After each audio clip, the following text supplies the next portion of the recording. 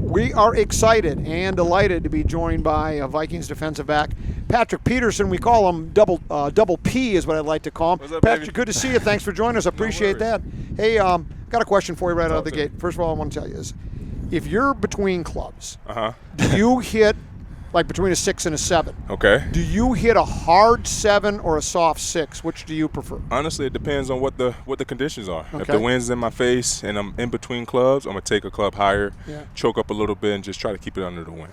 There was a former talk show host in town who used to share an hour with me every Friday till he passed away. I'm 63. He was 66 when he passed away, and he said, when you get to be 60 years old, if you think it's a 6 iron, hit your 5. You just take extra golf. You're probably not there yet, but I hear you like playing golf, right? I love playing golf, and I mean it's just a peace of mind for me to get out there for 4 hours to kind of clear my mind and be by myself for a little bit. Yeah, you play with the Hitman a lot, as I heard, Harrison? Oh yeah, that's probably the guy I play with the most. Adam, we'll play with Adam here and there, but me and Hitman always out there on the greens. Can you keep pace with Adam Thielen? I hear he's pretty darn good. Nah, Adam's a stick. Yeah. I can't keep pace with him just yet. He's been playing much longer than me. He had about an 18-year head start on me. He's been playing his whole life. But when did you start playing golf? 11 years ago. 11 years ago. Yep. What, you carry a handicap? Yeah, I'm a 3. Ooh. Wow. Yeah. You ain't too bad yourself. Yeah, three's pretty darn good. Yeah. How far you hit it off the tee? Let me guess, 300 yards, right? Yeah, I'm about a 290, 300 yard guy. So is my my interim producer, except you know what? He don't know where it's going. He don't know where. That's exactly right. That's why I'm not a 3. Right. Yeah. That's why he's not a 3. So you just picked it up on a whim then, and just I was out in Arizona. Me and my fiance at the time, she's my wife now. Okay. But we was out there by ourselves, and I lived literally around about 7 golf courses. And my first agent told me, like, man, this is going to be a game that you're going to love and have to get into and meet a lot of new people, good people, and things like that. And I picked up the game, taught myself, started watching all these YouTube videos, swinging ideas, and it kind of came natural to me, and I fell in love with it. The bug bit me, and it haven't let it go since. Now, do you belong to a specific club, or do you bounce all around town? Where do you play a lot of your golf? I belong to Hawks Ridge. Okay.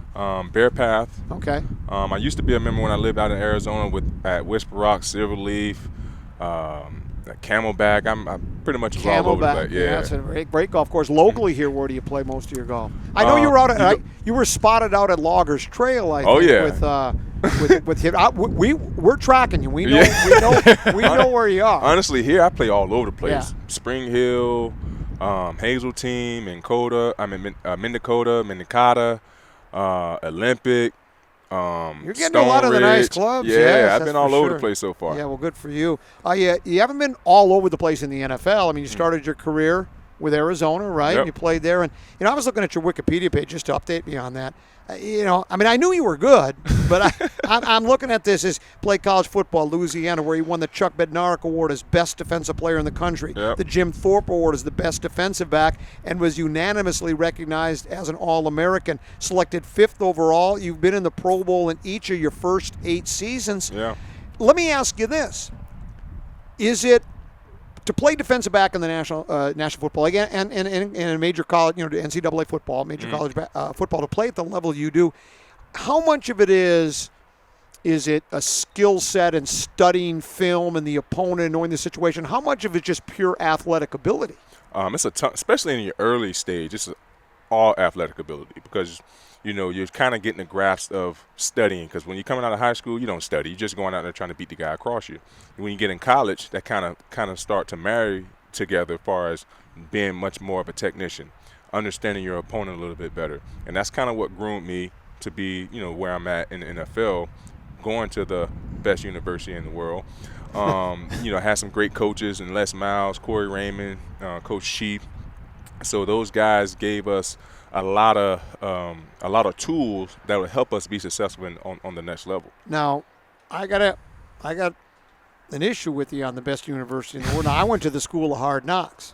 Okay. And I did not get a scholarship. I had to pay my way, and it was so long ago that tuition back then was a pound of flesh and a pint of blood, and now it's an arm and a leg. Right. So it's gone up. So you don't want to go to the school of hard knocks because No. it's hard to play defensive back without an arm or a leg. Right. Were you always a defensive back right away from the very beginning? I suppose my guess is when you're playing Pop Warner and stuff, you're probably, because you're an athlete, you're playing a little quarterback too. Oh, yeah. Remember me? Yeah, I was all over the place in high school as well. I didn't honestly start focusing on cornerback until my senior year in high school. I was, like you said, the best athlete on the team, so I played quarterback, running back, tight end. I was a kicker. I was a punter. I was everything. I couldn't come off the field. So going into my senior year, school started recruiting me as a DB, and my dad was like, I think that would be the position for you because you're very natural at it, and you'll last longer versus you being the guy who's getting hit.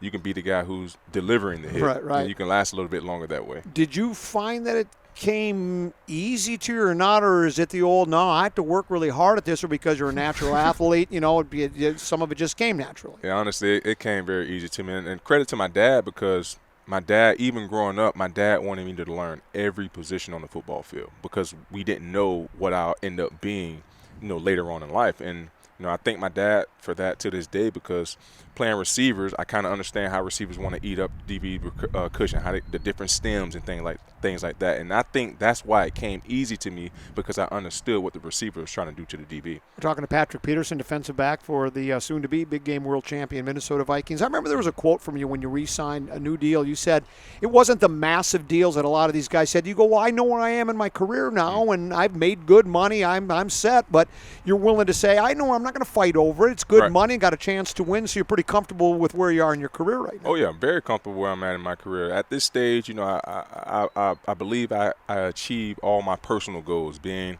a Pro Bowler, being a All Pro,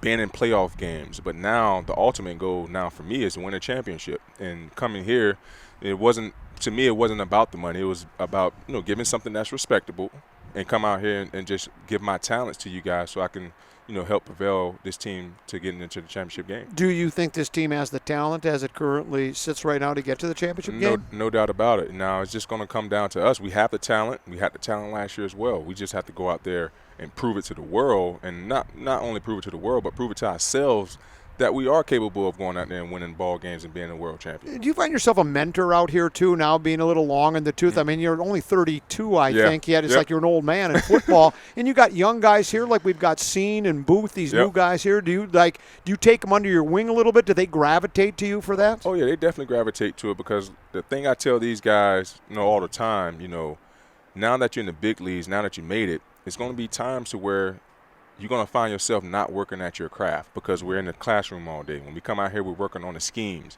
So you have to find time on your own and being a professional to work at your technique because sometimes those are things that get lost with these young guys, want to continue to rely on the athletic ability. You have to have the smarts and you have to have great technique to be able to help you prevail through downs. Do you find that practicing, here at camp and then during, the regular season practice stuff, practicing against Adam Thielen, covering Adam Thielen and Justin Jefferson, I got to think that keeps you sharp and on your toes because those guys are two of the best. Yeah, and that's what helped me stay on my game when I was in Arizona with Larry. He was one of the best for a very long time. Coming here to Minnesota now, being able to work with Justin and being able to work with Adam, those guys just make the games that much easier for me because I'm working against world-class, top-tier receivers every single day. You've been guarding top-tier world-class receivers your entire career.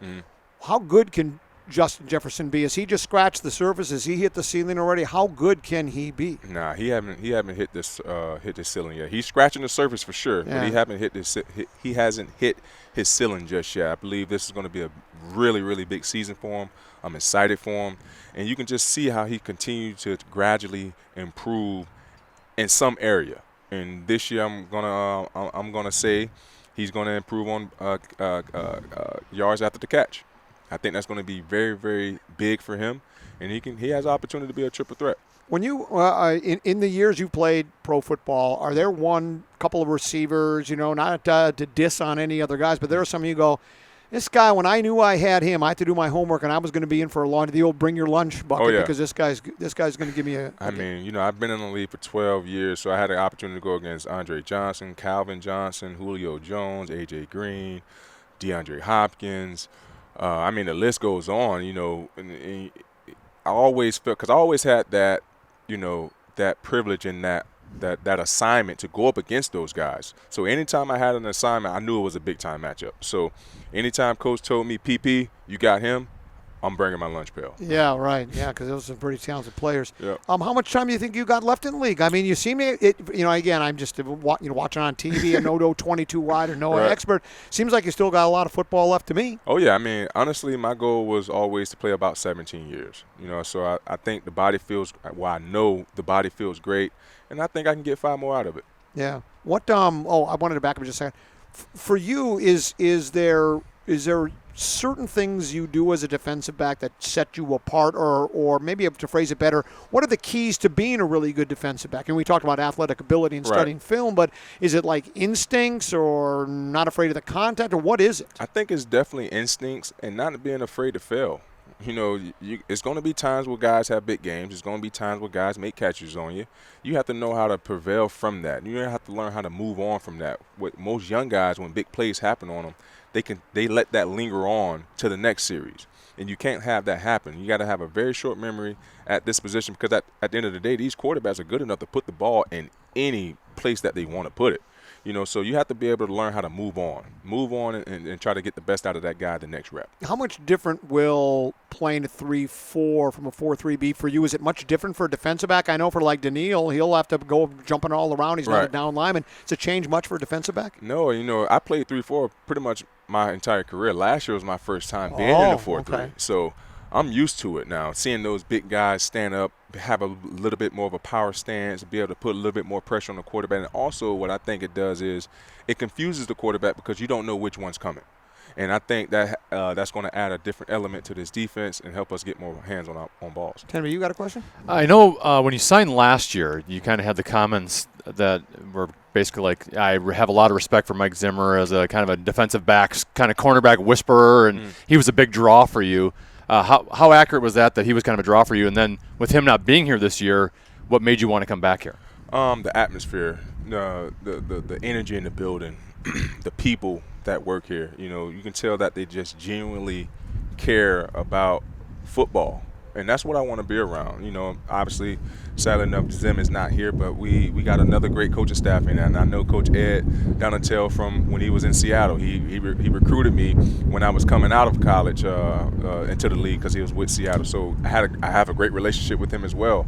And also playing against Kevin for the last, my last 4 years in Arizona, didn't have a good relationship with him, but he had the opportunity to study me and going up against me when I was in Arizona. So, he was one of those guys that, that wouldn't mind having me back as well. So I thought it was going to be an easy fit because, like I said, the people in this building, these facilities is world class. It was hard not to have this place on the top of the list. I know we're very early on in off-season type stuff, but take away the first 2 wide receivers of Justin Jefferson and Thielen. After that, is there anyone that's kind of caught your eye a little bit? A young guy that's like, man, he's kind of made a step up this year. Oh, yeah, Amir and KJ. You saw probably after the Carolina game, I think that was like week 7-ish, you start to see KJ get into his zone, start to get put into the offensive scheme a little bit more. And he's taken huge strides thus far throughout minicamp, OTAs, and now we're in training camp. I'm going to be more than excited to see what he has to offer this season as well. Devontae Adams gone out of the division. That's kind of nice, right? Hell of a wide receiver, right? I mean, oh yeah, he was definitely the best receiver in this division last year. But I think Justin's going to take that crown and keep it for a while. Do you I want to ask you, is there a lot of trash talking that goes around with wide receivers and defensive backs? Do you talk much to them? Do they talk to you? Or is it pretty much you just keep to yourself and do your thing? If they push the button, I'm just not going to be a mouse and not right. just hush up. But if they push I'm not a real big trash talking type of guy. Yeah. But if a guy brings the noise, I'm definitely going to give it back to him. Yeah, well, you can talk trash on your podcast now, right? Yeah, you do a podcast. Yep, I do. All things covered. You're gonna be taking our job someday, then? Is that the goal? After you're done with your career, what do you want to do? Let me guess, you want to be a pro golfer. You and Thielen are going to try to get on tour. That's the goal. Now, now that they have this Live Tour, my goodness, I'm trying to jump on that thing. Well, as a matter of fact, if Greg Norman and Tour 54 called you right now, would you pick up the phone? Yeah, I pick up the phone. You damn right I pick up the phone. It's pretty good money. Patrick, thanks for joining us. We do appreciate that. No Good luck to you in the rest of the season, your career here, and we do appreciate it. All right, no problem. Let's go. You bet. Patrick Peterson, defensive back, soon to be big game world champion, Minnesota Vikings. We're at TCO Performance Center. We also call it the New Winter Park. Back with more after this right here on The Fan.